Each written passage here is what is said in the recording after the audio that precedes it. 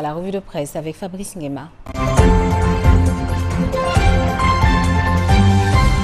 Sénégal, bonjour. Au menu de l'actualité de Tribune Quotidienne ce matin, une lettre adressée par Robert Bourgi au président Diomaye et au premier ministre Ousmane Sonko. En tout cas, le journal du groupe des médias de souligner ce que dit à haute et intelligible voix Robert Bourgi, à savoir « J'ai peur pour le Sénégal, aux Sénégalaises et aux Sénégalais ». Robert Bourgi d'expliquer toujours dans la lettre adressée au président Diomaye et au premier ministre Ousmane Sonko que la justice ne doit pas devenir un outil de vengeance. Elle doit rester un pilier de la République et ce que rend public Robert Bourgi dans une lettre adressée au président Diomaye et au premier ministre Sonko gravite autour des propos. Comprenez? Ne cédez pas, alors là, pas du tout à la tentation de la revanche. La revanche est un plat qui se mange froid, certes, mais le peuple avait voté pour l'espoir qui aujourd'hui s'effrite. Rappelle tout simplement et tout bonnement Robert Bourgi dans une lettre adressée au président Diomaye et au premier ministre Ousmane Sonko, à lire bien entendu dans Tribune ce matin, le journal du groupe des médias, de rappeler à qui veut et à qui ne veut l'entendre, principalement au président Diomaye et au premier ministre Ousmane Sonko, les écrits de Robert Bourgi, à savoir le paysan, le conducteur de Jakarta, l'enseignant, le commerçant, l'éleveur, la mère de famille, tous commencent à douter. Et pour prouver que le doute est permis, Tribune Quotidienne à propos de gouvernance sans lisibilité, ni prévisibilité, nous informe que Ndeketeyo, celui qui met à nu l'état du régime, c'est Birahim Seck du Forum Civil, et c'est Birahim Seck du Forum Civil. En tout cas, d'après Tribune Quotidienne, aucun plan d'ajustement crédible ni de loi de finances rectificative n'a été adopté pour ramener les déficits à des niveaux soutenables. Selon cette fois Amath Ndiaye, économiste chevronné et enseignant à la FASEC de l'UCAD aussi, malgré des annonces volontaristes faites par le nouveau régime, les véritables réformes budgétaires, structurelles, tardent à se matérialiser. Et pendant ce temps, celui qui tient à matérialiser une grosse bizarrerie est dans les colonnes de Tribune Quotidien, le journal du groupe des médias, sous la plume de Ndiogou Cissé, d'indiquer, en tout cas dans ses colonnes, l'Assemblée nationale prise à témoin sur l'affaire Azer. Thierno Alassane Sall alias TAS interpelle directement le ministère des Finances. Que retenir autour de cette actualité, sinon toutes les lettres adressées par l'ARCOP à la SODAC sur le non-paiement des primes sont restées totalement, pour ne pas dire complètement et même carrément sans suite. Affaire Azer, AEE Power Sénégal, suite et pas fin. Et l'observateur L'Obs d'indiquer flou autour de 2 émissions de garantie avant de titrer chasse aux primes sur 37 milliards de francs CFA. D'où l'interrogation, à savoir, mais Anne Khalisbi.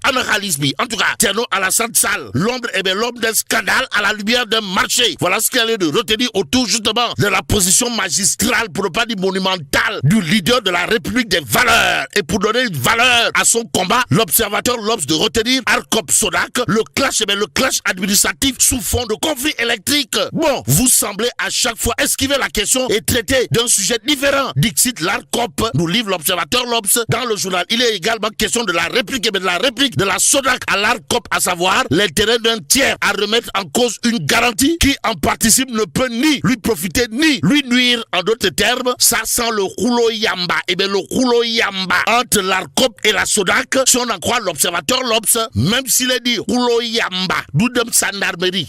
Direct news, en tout cas, de révéler affaire Azer AEE Power. TAS, comprenez Thierno Alassane Sall, soupçonne le non-paiement des primes. En tout cas, retenons ce que révèle TAS. D'après Direct News, à savoir, la société AEE Power Espagne est attributaire par le truchement d'une offre spontanée d'un marché portant sur l'électrification de plusieurs localités rurales du Sénégal, aux Sénégalaises et aux Sénégalais. On peut également lire l'autre pavé dans la barre, pour ne pas dire l'autre coup de pied dans la fourmilière, signé Thierno Alassane Sall, alias TAS, dans Direct News, à savoir, dans le cadre des marchés publics, le versement de l'avance de démarrage ainsi que le remboursement des dépenses initiées par l'entreprise attributaire du marché sont subordonnés au dépôt préalable des différentes garanties exigées dans le dossier de marché et émises par une banque ou une société d'assurance agréée par le ministère ministère en charge des finances. Ainsi, il est porté à mon attention que les garanties SODAC produites par AEE Power EPC, lesquelles sont pourtant subordonnées au paiement préalable de la prime, auraient été émises dans des conditions contrevenant aux exigences de transparence et à l'orthodoxie des principes régissant les assurances tels que déterminés notamment par l'article 13 du Code des assurances des États membres de la CIMA. Rappelle tout simplement et tout bonnement Thierno Alassane Sall nous livre Direct News,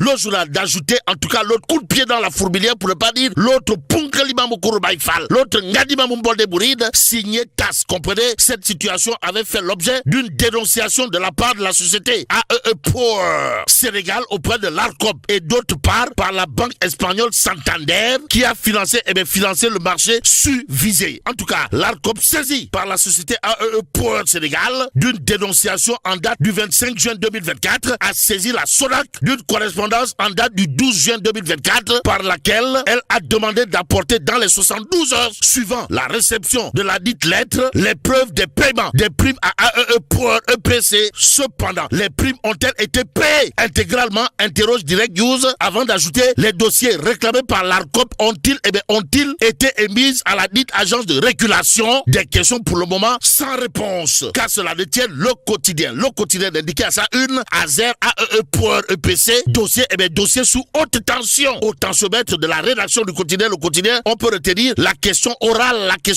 et même pot de colle de Thierno Alassane Sall à Cheikh Diba sur le versement de la prime. Voilà ce que retient le quotidien.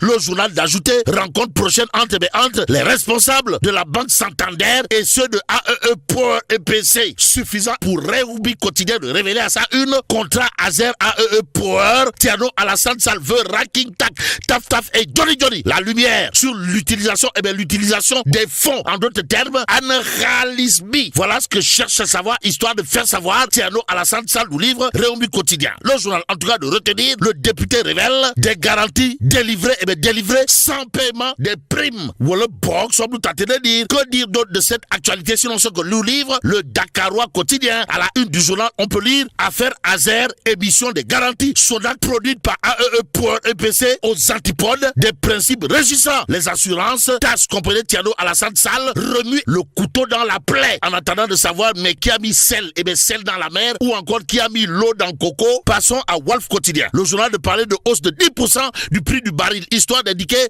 vrai faux à tout pour le Sénégal. Aux Sénégalaises et aux Sénégalais, il y a Souleymane Keita, enseignant-chercheur à la FASEC, qui dans Wolf quotidien soutient cela augmente mécaniquement la valeur des exportations et améliore la balance commerciale, mais le Sénégal reste encore dépendant des importations, car cela détient les Échos d'afficher à sa une indice des chiffres d'affaires dans la construction et là, ça ne va pas. Alors là, pas du tout, au regard de ce que nous livrent les Échos. Le journal de retenir et faire retenir une baisse de 19,6% du chiffre d'affaires. Ainsi, il est question, d'après les Échos, d'un recul de 38% du chiffre d'affaires dans le sous-secteur du génie civil. Bon, baisse de 11% dans le sous-secteur de la construction de bâtiments, renseigne le journal Les Échos avant d'ajouter les obligations en dollars du Sénégal en chute totalement, pour ne pas dire complètement et voire carrément libre, informe Les Échos, et c'est en toute liberté que le journal parle de restrictions migratoires aux États-Unis. Pourquoi faire?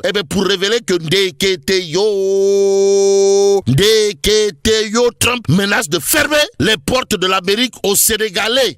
D'où notre intérêt de prendre Vox Populi. Le journal en tout cas dédiqué, Trump durcit encore les mesures anti-migratoires, sale temps pour les Sénégalais aux États-Unis.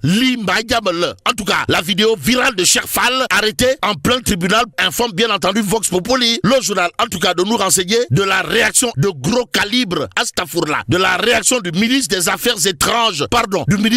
étrangères qui met en garde les Sénégalais d'ici et des USA. Sommes-nous tentés de nous demander. En attendant, restons avec Vox Populi pour terminer. Le journal de parler de guerre entre l'Iran et Israël. Pourquoi faire? Pour nous renseigner au moins 224 morts en Iran, 13 personnes tuées en Israël. Le conflit s'intensifie avec à la clé de nouveaux échanges de frappes et nouvelles menaces réciproques. Et là, bon, que Dieu préserve le Sénégal.